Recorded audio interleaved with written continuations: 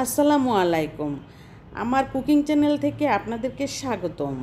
আজকে আমি আমার রেসিপিতে নিয়ে এসেছি পটল আলু দিয়ে টমেটোর পিউরি দিয়ে চিংড়ি মাছ দিয়ে একটা ভাজি করেছি। এই ভাজিটা যে এতই মজা হবে ভাবতেও পারিনি, কিন্তু আপনারা যদি রান্না করে খেয়ে দেখেন তাহলে বুঝতে পারবেন এর মজার স্বাদ কত। আর সেইভাবেই আমি আজকে রান্না করেছি এবং তুলে ধরেছি, আপনারা দেখতে থাকুন। আজকে এই পটলগুলি 2 দিন আগে আনা হয়েছিল, একটু লালচে আকার ধারণ করেছে দেখে ভাবলাম যে আজকে এই পটলটাকে একটা মজার স্বাদের একটা ভাজি বানাবো।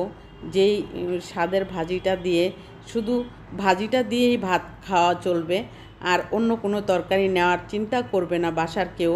সেই জন্যই আজকে সেই চিন্তা করে এইভাবে আজকে আমি ভাজিটা করে নিব।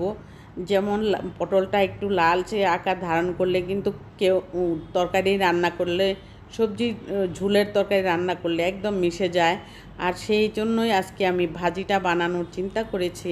আর এই ভাজিটা যে এতই মজার হয়েছে আমি নিজেও কল্পনা করতে পারিনি যে এতই মজার হবে। আর সেই জন্য পটলগুলি প্রথমেই সুন্দর করে আমি পিলার দিয়ে ছিলে নিয়েছি। কাটার স্টাইলটাও আমি অন্যরকম করে কেটেছি। আর সেই জন্যই ভাজিটা আসলে দেখতে অনেক ভালো লেগেছে এবং অসাধারণ মজাও লেগেছে। আর এই ভাজিটা করার জন্য, দেখার জন্য আপনাদেরকে আমি একটা অনুরোধ করছি, আপনারা একটি লাইক অন্তত দিয়ে দেখতে শুরু করে দিন। তারপর বুঝতে পারবেন এই রান্নাটার মধ্যে কত সুন্দর একটা কাহিনী আছে। এই কাহিনীর কারণে রান্নাটা এতই মজার হয়েছে, সেই বলতে আমি আর চাই না। আপনারা পুরোটা রেসিপি দেখলে বুঝতে পারবেন। আর এই ভাজিটা যে আমি কিভাবে করেছি, এই ভাজিটা আমি কোনো সময় এভাবে করিনি, আজকে করেছি। এর মধ্যে আমি ভাবলাম যে গোল গোল করে কেটে নেই। আজকে এই ভাজিটা করব। 2টা আলুও দিয়েছি, আলু না দিলে কিন্তু পটল ভাজি টেস্ট হয় না। সেই জন্য আমি আলুটা এখানে অ্যাড করেছি।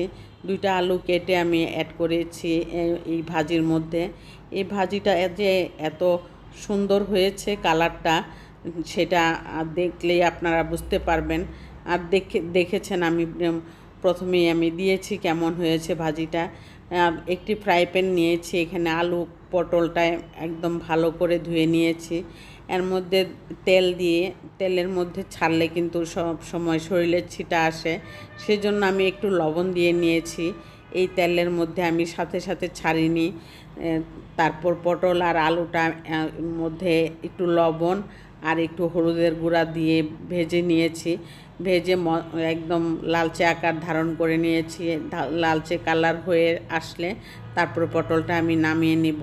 সেজন্য হলুদটা একটুখানি দিলাম যাতে দেখতে সুন্দর কালার আসে। আর এই ভাজাটার পরে আমি শুধু পানি ছাড়া আজকে রান্না করব। এই পটল ভাজিটা যে পানি ছাড়া, পটল তো এমনিতেই নরম জিনিস, অল্প পানিতেই সিদ্ধ হয়ে যায়। তারপরও আমি পটলটা একটু লাল লাল করে ভেজে নিয়েছি। ভেজে নেওয়ার ফলে পানি আরও দিতে লাগে নাই। মশলাতেও আমি একটুখানি পানি ব্যবহার করেছি, যে সেটুকুতেই আমি এই পটলের ভাজিটা করে নিয়েছি। এই পটল ভাজিটার জন্য আমি এখানে 1/2 কাপ তেল দিয়েছি। তেল দিয়ে 2টা বড় বড় পেঁয়াজ দিয়ে আমি ভাজিটা করেছি। আর এই ভাজিটা আসলে চিংড়ি মাছ দিয়েছি বিধায় এত টেস্ট হয়েছে। আর নর্মাল যদি ভাজি করতাম তাহলেও মজাই হতো, কিন্তু চিংড়ি মাছ দেওয়াতে একদম মনে হয় ভাত দিয়ে খেতে অনেক ভালো লেগেছে। আর এই চিংড়ি মাছটা আমি বড় সাইজের ছিল দেখে আমি 2 টুকরা করে নিয়েছি। আর এই মশলার মধ্যে অল্প একটু হলুদের গুঁড়া, অল্প একটু মরিচের গুঁড়া আর ধনিয়ার গুঁড়া, একটু ভাজা জিরের গুঁড়া দিয়েছি। আর আজকে ভাত দিয়ে খেলে অবশ্য পাঁচফোড়ন দিলে ভালো লাগে না আমার কাছে, সেজন্য আমি এমনিতেই নর্মাল ভাজিটা করেছি। ভাজির পানি ছাড়া একদম ভাজিটা করেছি। এটাই আপনাদেরকে জানাতে চেয়েছি যে এরকম ভাজি যদি বেগুন আলু টমেটো দিয়েও যদি আপনারা ভাজিটা করেন তাহলে কিন্তু পানি ছাড়া করে দেখবেন, এটার টেস্ট আলাদা দ্বিগুণ বেড়ে যায়। আর সেজন্যই এখন আমার নামানোর সময় হয়েছে পটলের ভাজিটা, সেই ভাজিটার মধ্যে আমি এখন টমেটোর পিউরিটা দিয়েছি টমেটো সসের। এর জন্য কালারটা এত সুন্দর এসেছে, খেতেও অনেক ভালো লেগেছে। আর তেমন কোনো ঝাল টাল দেইনি, মনে হচ্ছে যে লাল লাল হয়েছে, আসলে লাল হয়নি, খেতে ওরকম লাগেনি। তারপর আমি একটা সার্ভিং ডিশে উঠিয়ে নিলাম, যে দেখতে এত ভাল লাগছে যে আমি সার্ভিং ডিশে না উঠিয়ে আর পারলাম না, আর সেই জন্যই আমি উঠিয়ে নিলাম। খেতে দিতে হবে টেবিলে, সেই উপলক্ষে আমি এখনই উঠিয়ে নিচ্ছি। আর পানি ছাড়া এত সুন্দর ভাজি হয়েছে, আর ভাত দিয়ে খেতে মনে হয়েছে যেন ভাতের আর কোনো তরকারি লাগেনি। আর রান্না করেছি আরও অন্য তরকারি, কিন্তু এটা দিয়েই বেশিরভাগ ভাত আমরা খেয়ে নিয়েছি, আমি আর আমার হাজব্যান্ড।